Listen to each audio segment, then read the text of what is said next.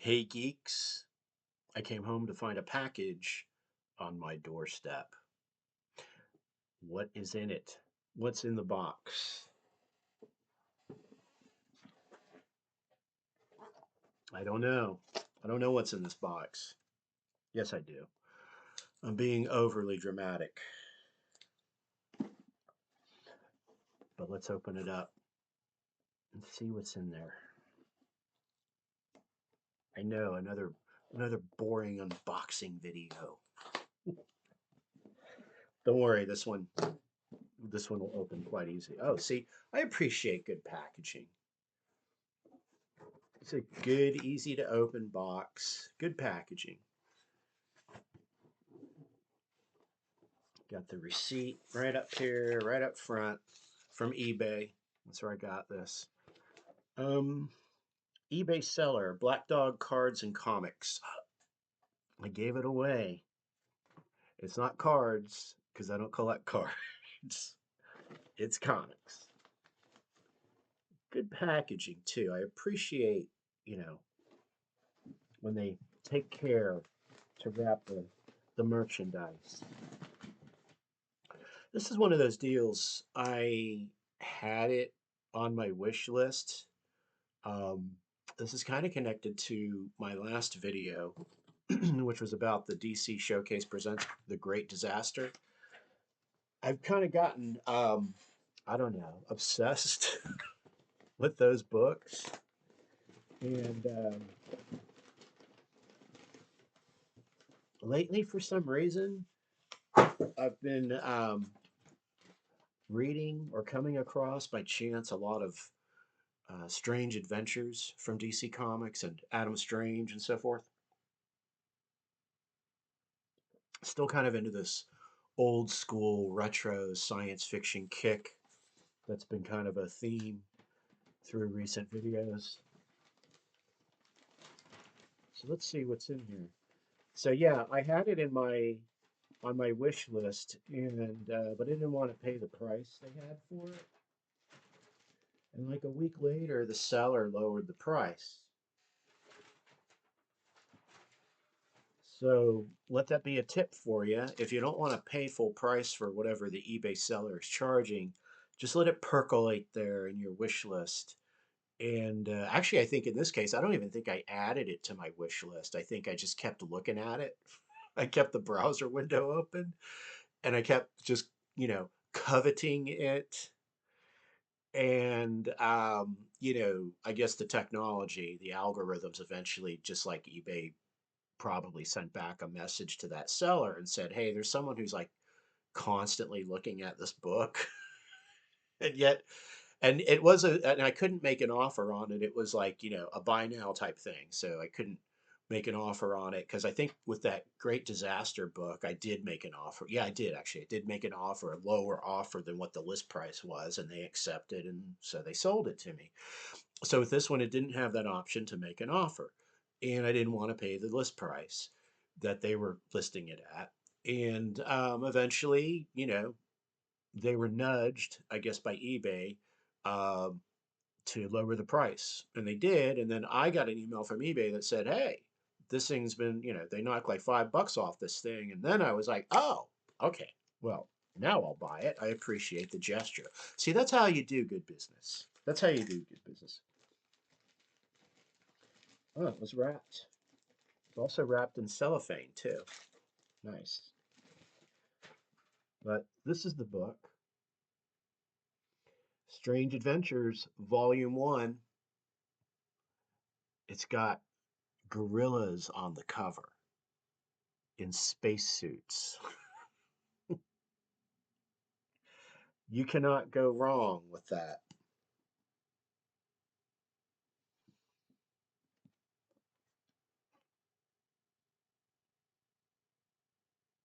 And that's the back cover. Yeah, so there are two volumes of this Strange Adventures. This is volume 1. This was a little harder to find. Volume 2, I see it a lot. I see it around a lot. Um, and sometimes, usually it goes for like $10. Um, I've seen these though for like up to 40 or $50. And I got this one for like 15. It was, it was 1999 is what they listed it at. So it's in great shape. I don't, I think it's listed as new. Um, but these books came out like in 2006, 2007. So they've, if they are new, they've been sitting, in somebody's warehouse somewhere or in somebody's inventory. But yeah, this is in good shape. Look at that. Nice sharp corners on it. I mean, these actually do have pretty good resale value, not like a regular floppy comic, but they're out of print, I believe. A lot of these DC Showcase presents are out of print, so that's why sometimes you'll see like jacked up prices on them. But if you're patient, you dig around a little bit, you'll come across them at a fair price, and sometimes underneath the list price, which these were back in the day. They were retailing at 16.99, so that's what they were selling them for back, in the day when they were first hitting the stands of the comic shops and bookstores. I used to find these like in Barnes and Noble sometimes too, and so that's where they've kind of proliferated out into. You can find them like in used bookstores or buyback bookstores like Second and Charles or Half Price Books. You can find them on Amazon and eBay.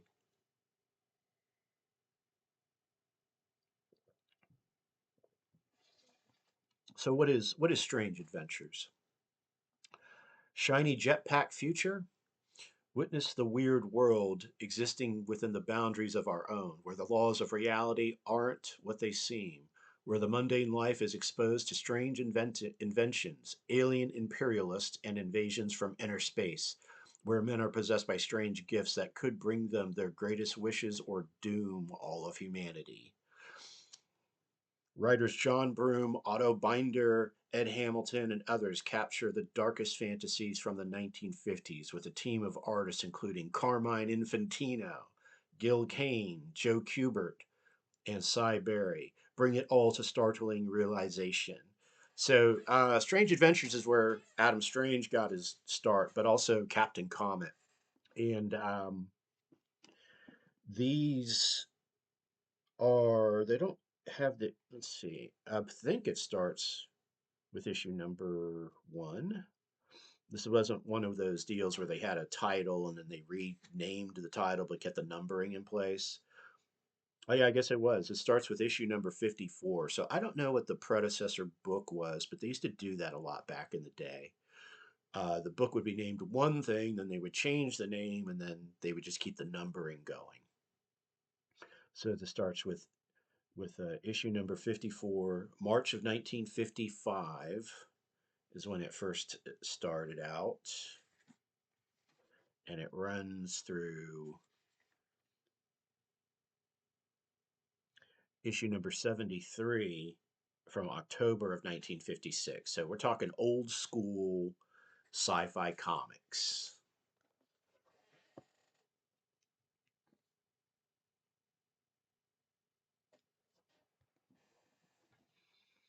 The Electric Man looks a little bit like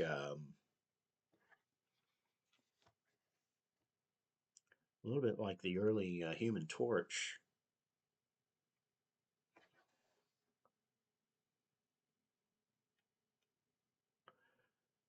The Electric Man, story by John Broome, artist Cy Berry. I'm not really familiar with Cy Berry. I don't know how much work he did back in the day.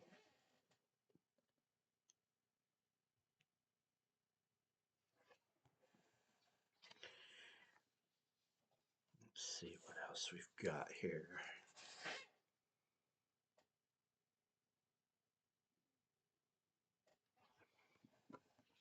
The Day the Sun Exploded. I want to see the gorillas. Where are the gorillas in spacesuits? I know they're in here somewhere.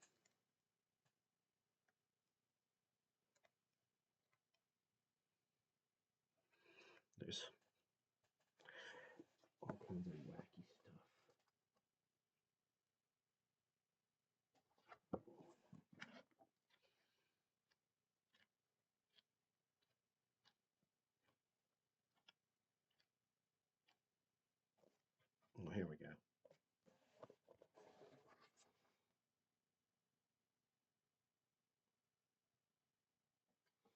The name of the story is literally Gorillas in Space.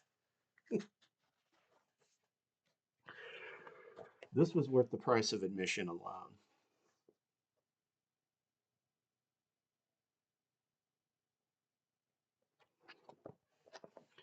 Who is responsible for this masterpiece?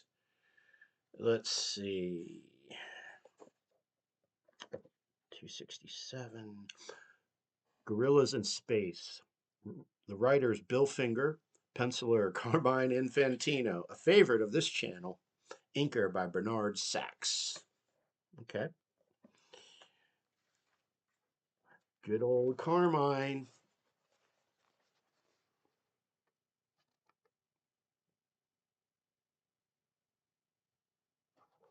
Long before he did that stint on Star Wars for Marvel.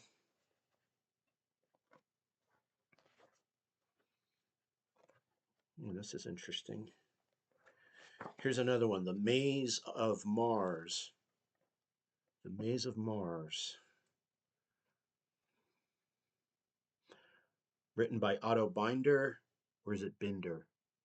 Penciler Sid Green, inker Bernard Sachs. There's some interesting pencils in this story.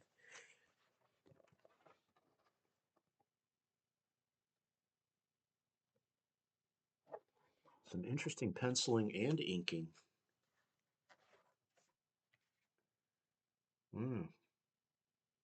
Really cool artwork.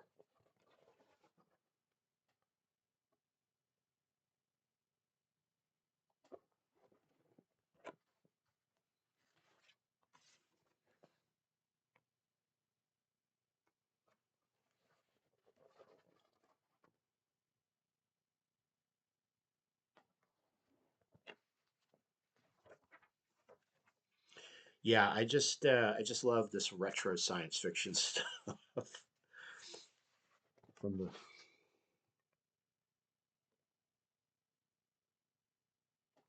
from the 40s and the 50s and the 60s and the 70s.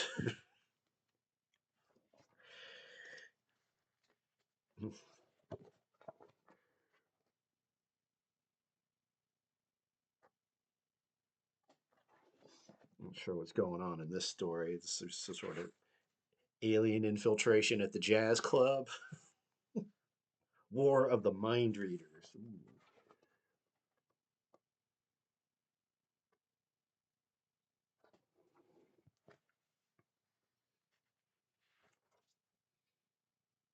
You earthling, I command you to bring me to your chiefs to sign the surrender. Yes, of course.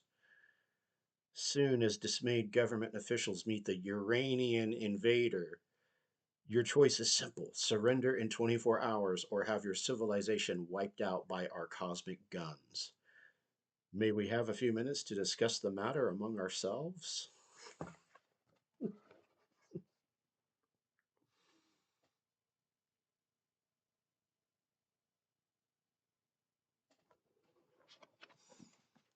Don't cross Uranians.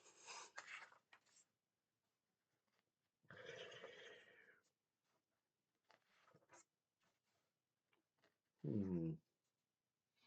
Thought this was Hawkman for a second, but it's just kind of like just some sort of Birdman dude taking on flying saucers.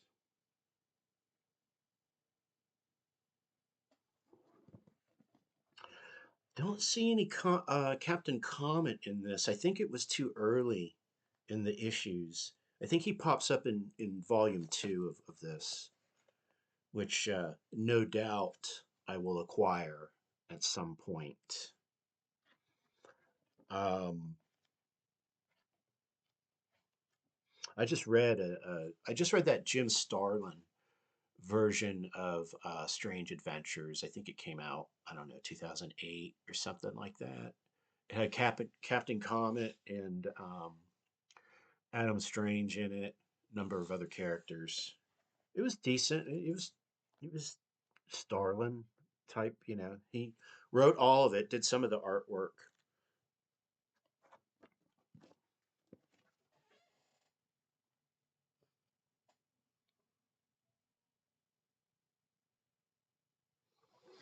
The Man Who Ate Sunshine. How did it taste?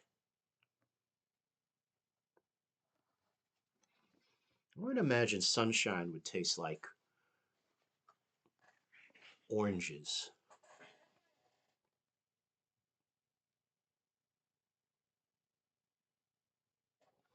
A real citrusy, sweet taste.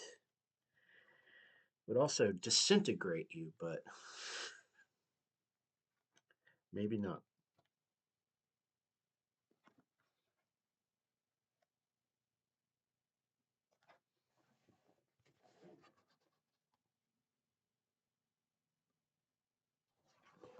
So there is no color omnibus um, for these that I'm aware of. I haven't been able to find. As far as I know, Strange Adventures has only been collected in these volumes, these two volumes.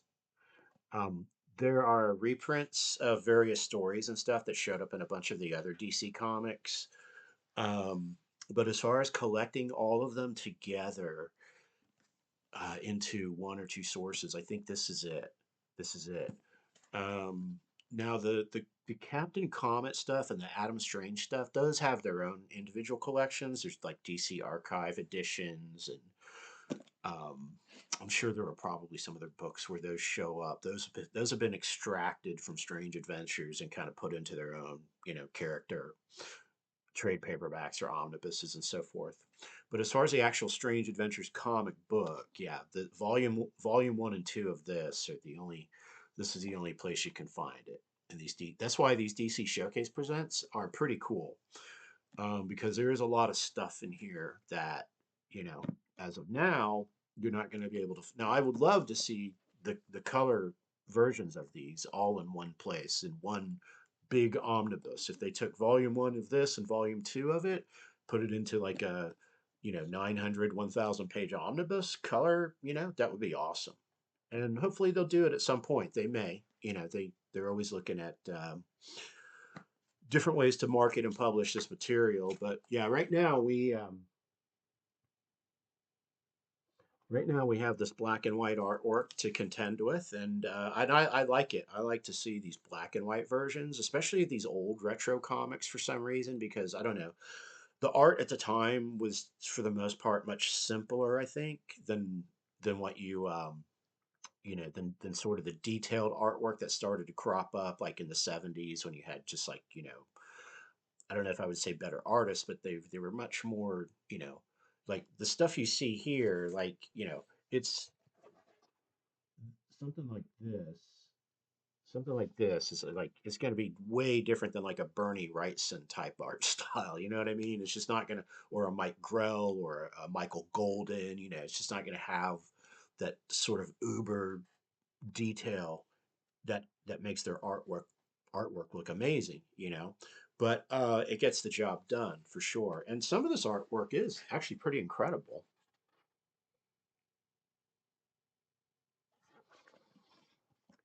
But I wouldn't put like Carmine Infantino in the same category as say like a Wrightson or a Michael Golden.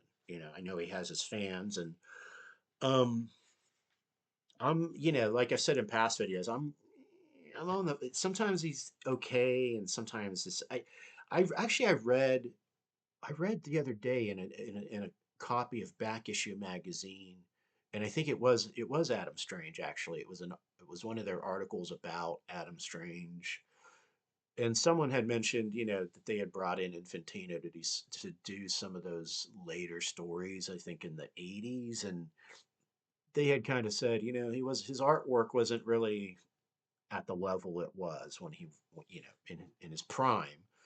And I don't know how far back he goes, but clearly he was involved with comics in the 50s. And I first came across him, I've said this in other videos, he got on my radar with the Star Wars comics from Marvel that he was doing in the late 70s and the early 80s. And sometimes I hated his artwork, and then other times I thought it was okay. But there was just, he had a weirder style in the latter part of his career, I think. His earlier stuff, I actually like it. I don't find any fault with his artwork, and in this earlier stuff and some of this, superhero stuff that he did. So it must have just, he was just in the business for so long.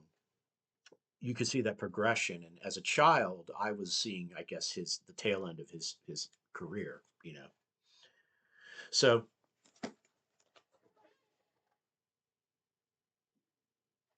it all comes down to personal preference. But I mean, clearly he's a sufficient artist though, for sure. I just think he was kind of representative of the sort of DC house style, for a long time. Um, and then there's some of what I showed you is probably Gil Kane. Gil Kane is always good. I've always liked Gil Kane. Um, I didn't realize he went back this far either. Man, yeah, a lot of Gil Kane in here as well. So interesting to see early Gil Kane, but Gil Kane's style to me always kind of remained. I mean, you can tell Gil Kane, like really, at any point in his career, I think you can look at it and go, yeah, it's Gil Kane. If you didn't know if there wasn't an artist credit, which on these early comics they didn't have artist credits. I'm sure we're all aware of that. They just, they didn't tell you who was doing the art. Which is another cool thing about these books because they do, they give you some good detail about, each issue. Tell you who the writer and the artist and the inker are. So, yeah, I am looking forward to reading it. I just finished up The Great Disaster a couple of weeks ago, and I've read a ton of other stuff. I actually have a box of comics that I've read so far this year, mostly so far what I've read this year. There's some other stuff I've read that I didn't put in that box. I just kind of put it back into its shelf space. So we're going to go through that box. Probably not in one video because there's quite a bit in there now, but yeah, it's going to be spread out over some videos. Um, but I was just excited to get this today, so I decided to go ahead and crank out a video on this. Strange Adventures, Volume 1. Until the next one, stay geek.